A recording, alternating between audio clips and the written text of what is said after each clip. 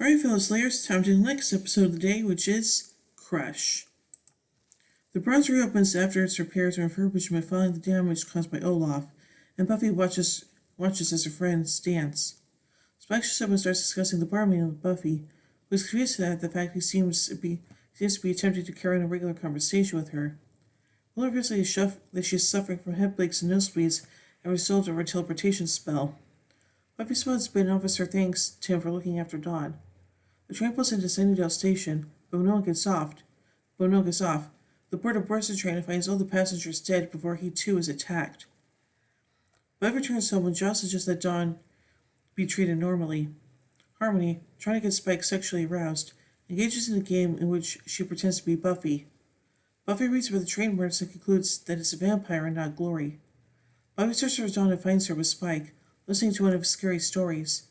Dawn admits her own crush on Spike, but really shocks her sister when she says that Spike has a crush on Buffy, making Dawn's interest irrelevant. Buffy and Xander investigate the train and Buffy confesses the possibility of Spike loving her, though Xander finds it very funny as more concerned with Dawn's crush no longer being on him. Buffy finds her mother and sister talking in the kitchen with Spike. She subsequently explains that Spike arrived to apologize for the situation with Dawn. Spike tells Buffy that he believes that he knows where the vamps from the train killings are hiding. On a stakeout in Spike's car, Buffy is unnerved by some of Spike's behavior, such as offering her bourbon, asking her what kind of music she likes, and the fact that he is doing this for free.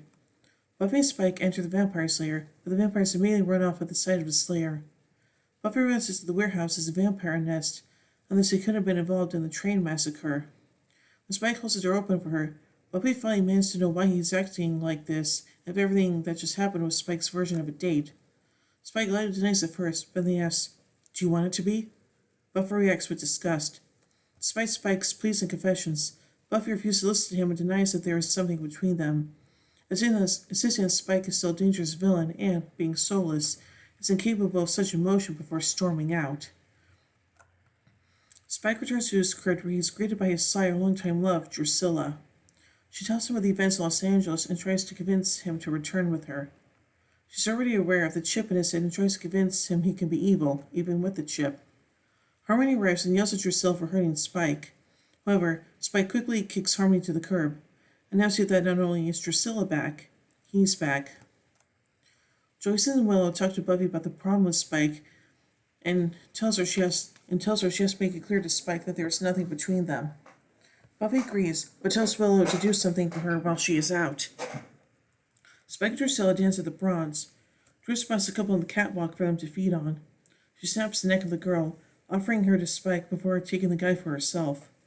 Spike hesitates initially, but he soon vamps and drinks the blood. Buffy goes to Spike's crypt to speak with him about the night before. Finding no one, Buffy goes downstairs to find a shrine and finds a shrine dedicated to herself. As she returns to the upper level, Buffy finds Spike and Drusilla waiting for her. Spike watches Drusilla shock Buffy with a cattle prod. After Slayer collapses, Drusilla turns to Spike, only to be shocked herself as he seizes the cattle prod and uses it on her. Buffy awakens to find herself chained up in the underground space below Spike's crypt. Drusilla tied to a pole across from her. Spike confesses love and offers to kill Drusilla to convince Buffy of his love. He threatens that, if Buffy does not return his love, he'll untie Drusilla and let her kill Buffy. Spike asks only for a small sign that Buffy could love him. Buffy rejects Spike again, and he goes into a rage about women being so difficult. Harmony arrives and shoots Spike with crossbow bolts. While Harmony and Spike fight, Drusilla breaks free and goes after Buffy with Slayer still chained up. Spike saves Buffy. Realizing that Spike she once loved is gone forever, Drusilla leaves Sunnydale heartbroken. Harmony also leaves the crypt, telling Spike it's completely over between the two of them. Once alone with him, Buffy punches Spike into his shrine, destroying it, and storms off. Spike tracks Buffy down and tries again to convince her that they have something real, only for Buffy to deny him, telling Spike to stay away from her and her family. Spike attempts to follow her into the house, but he discovers that she has had his invitation revoked. As she reels from the discovery, Buffy shuts the door. Oh boy. So now let's take a look at some continuity surrounding this episode. It's established that it's been about a week since the previous episode, Blood Ties. Willow has headaches as a result of her teleportation spell to get rid of Glory and Blood Ties. The bronze has been remodeled after its badly damaged by Olaf and Triangle. Its still remains until before Sunnydale's destruction. Don says that Buffy dated Angel for 3 years, although indeed during a period of 3 years. In reality, Buffy and Angel only dated for a little over a year. They first kissed an Angel, but they began dating only after Reptile Boy. The relationship lasting until Angel lost his soul. Buffy and Angel eventually resumed dating and amends until they broke up in the prom. Spike's feelings for Buffy had become known to the Scooby Gang at large. Spike himself noticed this in Out of My Mind. Drusilla's arrival in Sunnydale follows the events of Angel's episode of Redefinition. She mentions Angel setting her on fire and still has scars from the incident. Spike finds out that Darla has been resurrected, revealed to him to Shanshu in L.A. Spike says the LA scene didn't agree with me. A reference to his latest defeat in the city in the dark. Buffy accuses Spike of being unable to love without a soul. In Prague, Drusilla's torturer accused her of lacking emotion as a vampire, while the judge accused the couple of stinking of humanity for sharing affection and jealousy. 7 years later, in Return to Sunnydale Part 2, Spike will declare that his early feelings for Buffy were different from what he became capable with his soul, describing them as the selfish bastardization of love. Buffy has the invitation she extends to Spike in Becoming Part 2 revoked. She'll invite him again in The Gift. In a way, this episode is antithesis to the episode Angel. Buffy was surprised to find out that Angel, the man she loved, was a vampire, and she voluntarily fought against Darla, who wanted to reestablish a relationship with Angel. Darla was finding dusted by her ex-lover, and Buffy invited him into her house. Here, Buffy was supposed to confess Spike, the vampire she hated, is in love with her, and she fights involuntarily against Drusilla, who wants to reestablish a relationship with Spike. Spike tries to dust Drew to demonstrate his love to the Slayer, and Buffy removes Spike's invitation to her home. Oh, yeah, that's true. So let's take a look at some production notes from this episode. David Fury, asked to do an episode that takes the Buffy-Spike relationship to the next step, decided that it was time for the audience to discover that Spike was in love with Buffy. He says, and then it progressed into Buffy finding out, which is something we're saving for later. It turned out to be a good play because we were able to take them to interesting places throughout the rest of the season. According to Fury, the resurrection of Spike and Drusilla's relationship was really significant in terms of what love means to Spike.